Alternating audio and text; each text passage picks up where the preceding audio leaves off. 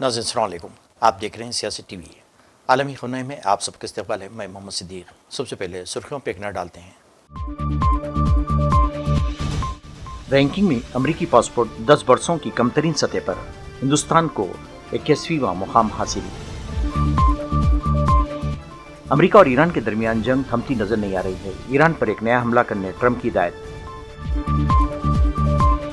किसी भी कार्रवाई के नतायज भुगतना पड़ेंगे। ईरान ने अमेरिका और इसराइल को अहम इंफ्रास्ट्रक्चर पर हमलों से खबरदार किया। स्पेन में हजारों तारकीन वतन की आमद। यूरोपियन यूनियन बहरान से दो चार। रुकन ममालिक की एक दूसरे पर इल्जाम तराशी। ट्रंप ने फिर किया दावा। टैरिफ की धमकी ने हिंद पाक एटमी जंग को टाला। Commonwealth Games 2026 men's javelin throw में हिंदुस्तान को मिले 2 तमगे। नीरज ने चांदी तो यशवीर ने जीता कांसे का तमगा। नहीं थी सुर्खियां, आप खबरों की तफसील पेश है। अमेरिका और ईरान के दरमियान जंग थमती नजर नहीं आ रही है। अमेरिकी सदर डोनाल्ड ट्रंप ने फौज को हिदायत दी है कि वो इस हफ्ते के अख्ताम तक ईरान पर एक नया हमला करे। ये पेशरफ्त ट्रंप के इन बयानात के बाद सामने आई, जिसमें इन्होंने तेहरान के साथ जारी सिफारत बातचीत के बारे में गैर यकीनी का इजहार किया था। वॉल स्ट्रीट जर्नल में जुमे को शाये होने वाली रिपोर्ट के मुताबिक इन्होंने उर्दून में अमरीकी फौजी अड्डे पर हमले के बाद शदीद फौजी जवाबी कार्रवाई की वार्निंग दी थी। Poorly, just in case you read incorrect stories, they're doing very, very poorly. They're having a hard time. They've been very dishonest. They've been very dishonorable to deal with. But that makes no difference. They're doing very, very poorly. And it's been very much amazing. The administration has done more in 18 months than most administrations have done in 8 years if you had a two-termer. Their missiles have been largely, they have some left, they have some, but they have far fewer than they had 4 or 5 months ago. Their manufacturing capacity is almost gone. The drone capacity is almost gone. They're very few, but they have some. If they have one, that's too many as far as I'm concerned. On your orders, we started in March 2025. In December of 2025, the largest bank in Iran collapsed. The central bank had to print money, caused inflation. Now they got 180% inflation. They aren't able to pay their troops. And on your orders, we are searching for their assets all around the world, and that money will go to the Iranian people, Americans who have been harmed by the Iranians, whether the USS Cole or the barracks in Lebanon, or it will go back to when the Iranians attacked these ships coming out. So it's been a privilege to be part of that. What is the status of talks? Who from the administration Well, is they always talking want to to talk, Iran? but they break their word so often. Steve is talking, Jared, we have very good people. JD's involved, very strongly involved. We have great people talking. Marco's involved. They're all Because they say involved. talks aren't happening. Very good people. We have the best people. But they'll make a deal. As an example, we'll talk about nuclear. And we'll be in there talking about nuclear for 7 hours. I say, why do you need 7? You can take 10 minutes. You have 5 minutes. You should solve it. But 7 hours. And then they'll go out and I'll say they discuss nuclear. And they'll go out and they'll say, we never discussed nuclear. And I'll say, why do they say that? All they do is make me angry. You know, you just make me angry. Any other questions? Do you believe that you can reach a deal with Iran, given that you talked about how disloyal they are?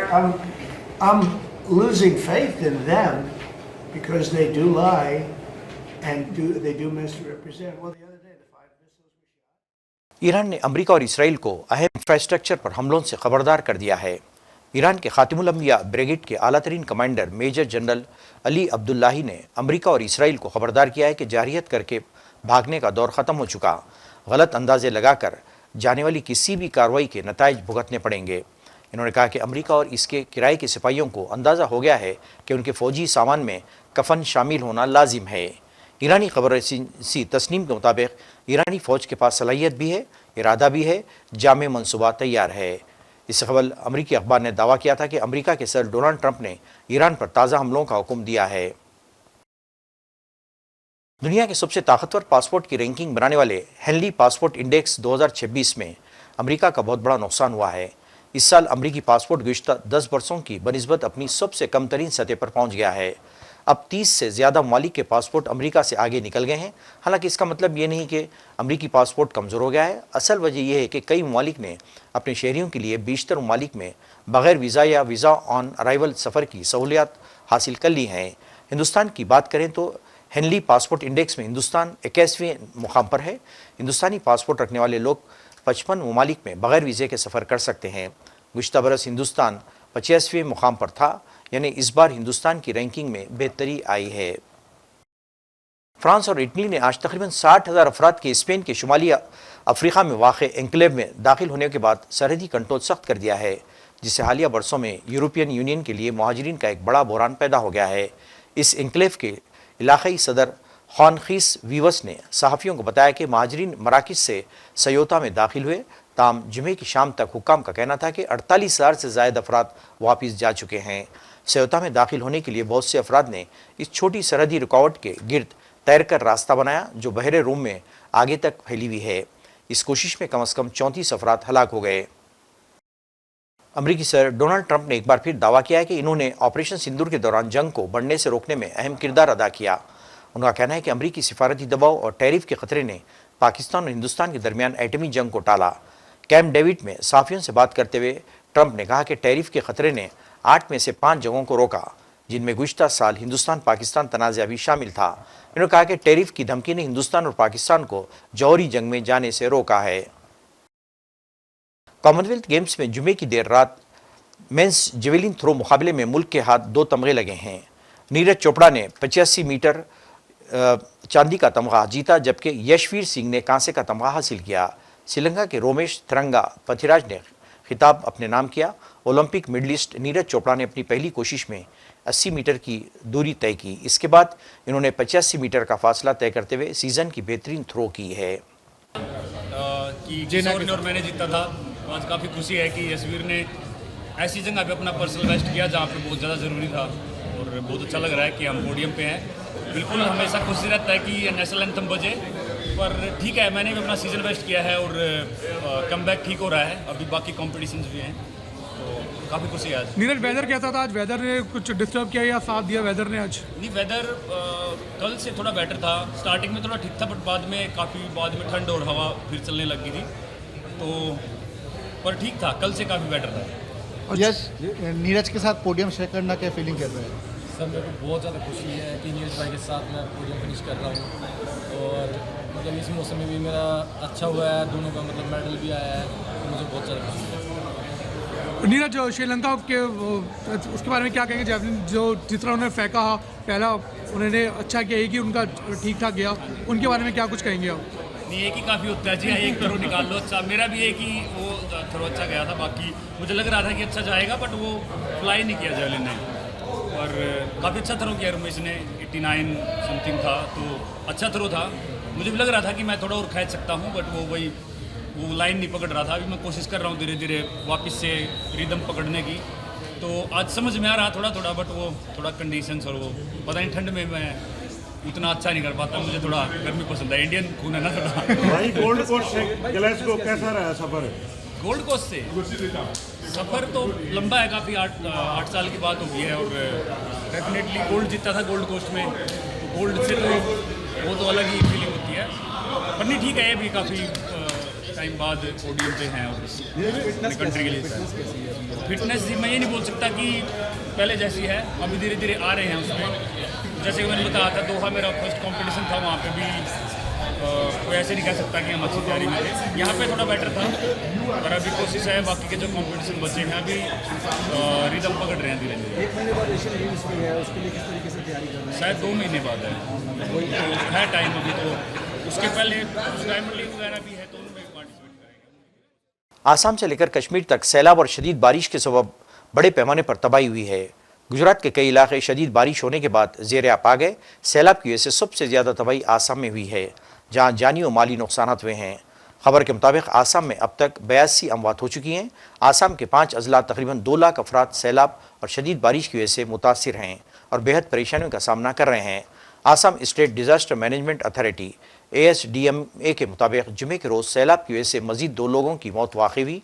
इत्तलात के मुताबिक सैलाब में किसी के लापता होने की खबर नहीं है। करीब पानी नीचे में था। तो उसके बाद में बारिश दिया था रात में, उसके बाद और 7 बजे गया था, पानी पूरा बढ़ गया एकदम। 10 बजे करीब 11 बजे पानी पूरा ढुकने लग गया इधर।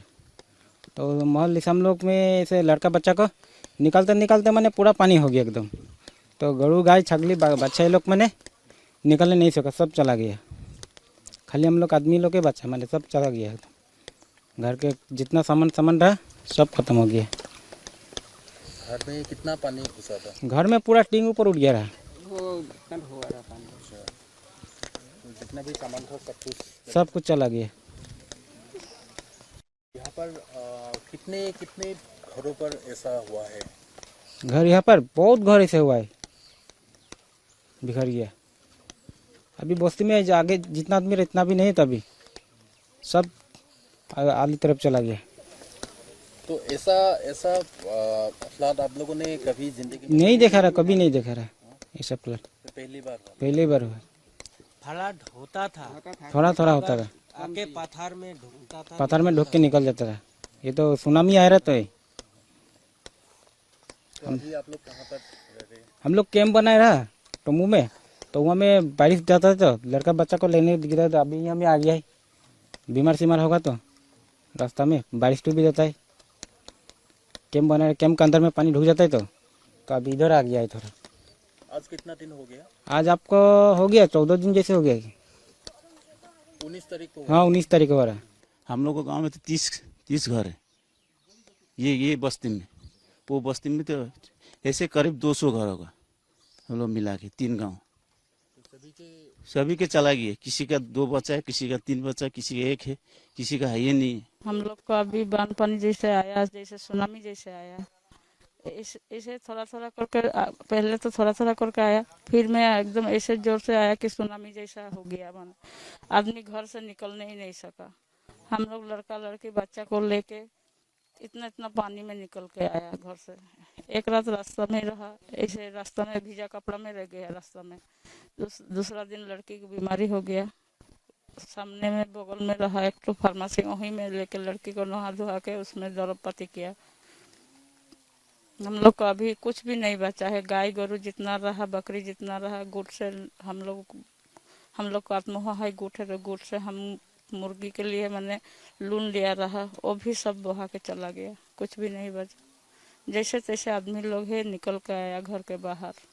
हम लोग को गाँव ठे सब खत्म हो गया। जितना गाय रहा, गोरू रहा, जितना पानी बढ़ते गया उतना रस्सी से काट के गाय गोरू को सब छोड़ दिया, बकरी छोड़ दिया, मुर्गी छोड़ दिया। नाज़रीन, आखिर में सुर्खियों पे कॉर्नर। रैंकिंग में अमेरिकी पासपोर्ट 10 वर्षों की कमतरीन सतह पर हिंदुस्तान को 21वां मुकाम हासिल।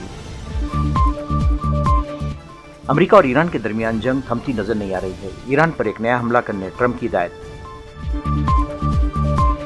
किसी भी कार्रवाई के नतायज भुगतना पड़ेंगे। ईरान ने अमेरिका और इसराइल को अहम इंफ्रास्ट्रक्चर पर हमलों से खबरदार किया। स्पेन में हजारों तारकीन वतन की आमद। यूरोपियन यूनियन बहरान से 2-4। रुकन ममालिक की एक दूसरे पर इल्जाम तराशी। ट्रंप ने फिर किया दावा, टैरिफ की धमकी ने हिंद पाक एटमी जंग को टाला। Commonwealth Games 2026 men's javelin throw में हिंदुस्तान को मिले 2 तमगे। नीरज ने चांदी तो यशवीर ने जीता कांसे का तमगा। नाज़रीन, इसके साथ ही आलमी खबरनामा खत्म होता है। मुझे और सारी सियासत की टीम को इजाज़त दें। अल्लाह हाफ़िज़।